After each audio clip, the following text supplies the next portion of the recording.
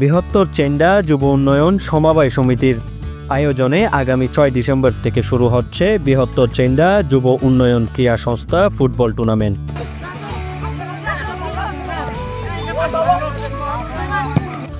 এই টুর্নামেন্টে অংশগ্রহণের জন্য দল আহ্বান করেছে আয়োজক কমিটি, যার সকল খেলা অনুষ্ঠিত হবে রামুর দক্ষিণ মিঠাচড়ির চেন্ডা স্টেশন সংলগ্ন দক্ষিণ পাশের খেলার মাঠে।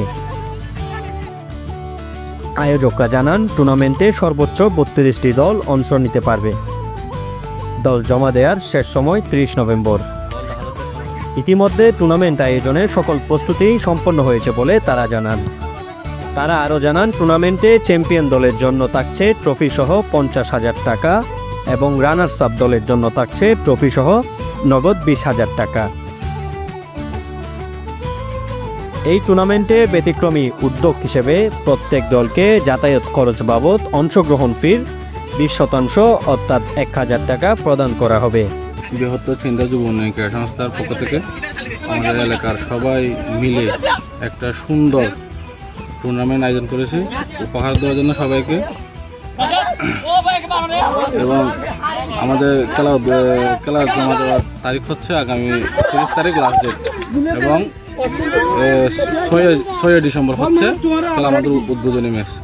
তো আমাদের এখানে ফেসিলিটি হচ্ছে তো অনেক বড় একটা মাঠ, যেটা হয়তো অনেক জায়গায় নাই। আমাদের এখানে অনেক বড় মাঠ আছে। আমরা ওইখানের জন্য যারা চ্যাম্পিয়ন হবে তার জন্য ট্রফি সহ 50,000 টাকা তাদের জন্য আমরা প্রাইজ মানি নির্ধারণ করছি। রানার্স আপ হচ্ছে ট্রফি সহ 20,000 টাকা।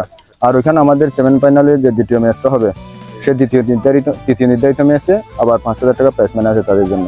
আমরা ওইখানে যে যারা টিমে অংশগ্রহণ করবে, দল আসবে, তাদের জন্য জাতীয়তা বাড়ার জন্য আমরা 1,000 টাকা কমিটির পক্ষ থেকে প্রদান করা হবে, সেটা কমিটির সিদ্ধান্ত। এই ফুটবল টুর্নামেন্ট সফলভাবে আয়োজনের জন্য এলাকাবাসী সহ সকলের সহযোগিতা কামনা করেন আয়োজকেরা। Desk report, CCN।